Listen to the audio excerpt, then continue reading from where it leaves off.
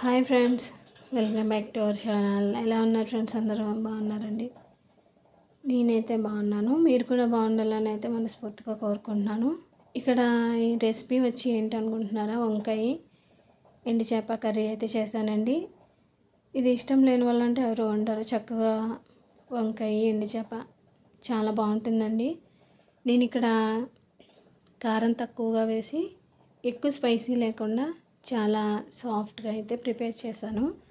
Curry అనేది చాలా బాగా వచ్చిందండి. వీడియో ఇక్కడ స్కిప్ చేయకుండా లాస్ట్ వరకు చూడండి ఫ్రెండ్స్. అయితే ఇక్కడ నేను ఒక 3 వంకాయలు అయితే తీసుకున్నానండి, తెల్ల వంకాయలు. వాటిని అయితే వంకాయలు అనేది మనకి తొందరగానే మగ్గిపోతాయి కాబట్టి మనం ఏ సైజులో అయినా కట్ చేసుకోవచ్చు. ఇక్కడ నేనైతే పెద్దగానే కట్ చేసుకున్నానండి. ఈ కర్రీ కోసం వచ్చి నేను ఒక పెద్ద ఆనియను, ఒక ముగ్గిన టమాటాలు ఒక 2 తీసుకున్నాను, వెల్లుల్లిపాయ, జీలకర్ర, పచ్చిమిర్చి, కరివేపాకు. తర్వాత వచ్చి మెయిన్ ఇంగ్రీడియంట్స్ వచ్చి ఎండు చేప అయితే తీసుకున్నానండి. దీన్ని అయితే మనం నీట్గా నీసు వాసన లేకుండా శుభ్రంగా కడిగేసుకొని ముందుగా అయితే మనం కర్రీ ప్రిపేర్ చేసుకునే ముందు ఎండు చేపలు అనేది ఫ్రై చేసుకోవాలి. అప్పుడే మనం కర్రీ వండుకున్నప్పుడు మనకి నీచు స్మెల్ అనేది రాకుండా ఉంటుందండి. నెక్స్ట్ ప్రాసెస్ వచ్చి మనం ఇక్కడ కర్రీకి సరిపడా ఆయిల్ అనేది వేసుకొని, ఆయిల్ కొంచెం వేడైన తర్వాత దీంట్లో మనం కట్ చేసుకున్న టమాటాలు, ఉల్లిపాయలు, కరివేపాకు, పచ్చిమిర్చి, నేను వెల్లుల్లిపాయ, జీలకర్ర దంచుకొని వేసుకున్నానండి. మీరు కావాలితే అల్లం పేస్ట్ కూడా వేసుకోవచ్చు. నేను చెప్పాను కదండి, చాలా సాఫ్ట్గా మసాలా కారం అన్నీ తగ్గించి అయితే ప్రిపేర్ చేస్తున్నాను. పిల్లలు కూడా చక్కగా తింటారండి ఇలాగా. ఇక్కడ నేను మొత్తం అన్నీ ఒకేసారి వేసేసాను. టమాటా, ఉల్లిపాయ అన్నీ కూడా మీరు సపరేట్గా వేసుకుని కూడా ఫ్రై చేసుకోవచ్చు.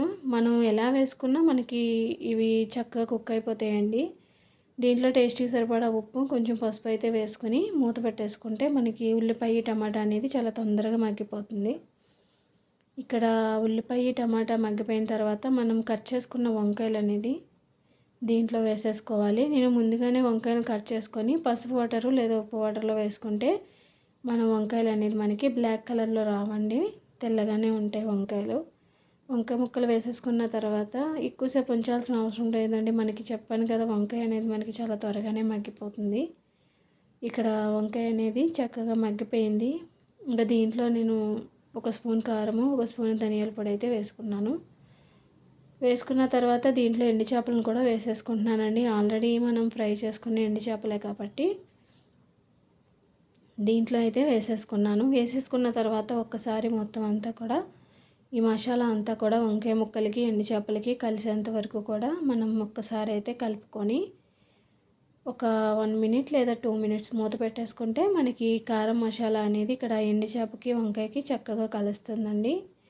దీంట్లో నేను ఒక హాఫ్ గ్లాస్ వాటర్ వేసాను అంతే. ఎక్కువగా అవసరం లేదండి. వాటర్ అనేది తక్కువ వేసుకుంటే మనకి వంకాయ కాబట్టి, ఎండు చేపలను ఆల్రెడీ ఫ్రై చేసేసాం కాబట్టి చక్కగా కుక్ అయిపోతుంది. ఎక్కువ వాటర్ వేసుకున్న టేస్ట్ బాగోదు కాబట్టి ఇక్కడ నేను ఒక హాఫ్ గ్లాస్ మాత్రమే వాటర్ వేసి తర్వాత నెక్స్ట్ సిమ్లీలో పెట్టేసానండి. కర్రీ అనేది మనం ముందు హై ఫ్లేమ్లో అన్నీ ఉడికించేసుకుని అన్నీ వేసేసుకుని లాస్ట్లో కొంచెం వాటర్ వేసుకొని లాస్ట్లో సిమ్లీలో పెట్టుకుంటే కర్రీ అనేది పర్ఫెక్ట్గా కుక్ అవుతుంది. ఇంకా లాస్ట్ ఫైనల్ కొంచెం కొత్తిమీర యాడ్ చేసుకుంటే ఇక్కడ వంకాయ కూర అనేది మనకి అయిపోతుందండి. చూసారండి, మనకి ఇక్కడ ఎండు చేప అనేది విడిపోకుండా చక్కగా అలాగే ఉంది. ఎందుకంటే మనం ముందుగా ఎండు చేపని ఫ్రై చేసుకుని వేసుకున్నాం కాబట్టి చక్కగా మనకి ఈ వంకాయ కూరలోని ఎండు చేప అనేది విడిపోకుండా ఉంటుంది ఫ్రెండ్స్. మనకి వంకాయ, టమాటా, ఎండు చేప కర్రీ అయితే చాలా బాగా వచ్చింది. చూసారు కదండి. ఎంతమందికి ఇష్టమో ఖచ్చితంగా కామెంట్ చేయండి, లైక్ చేయండి.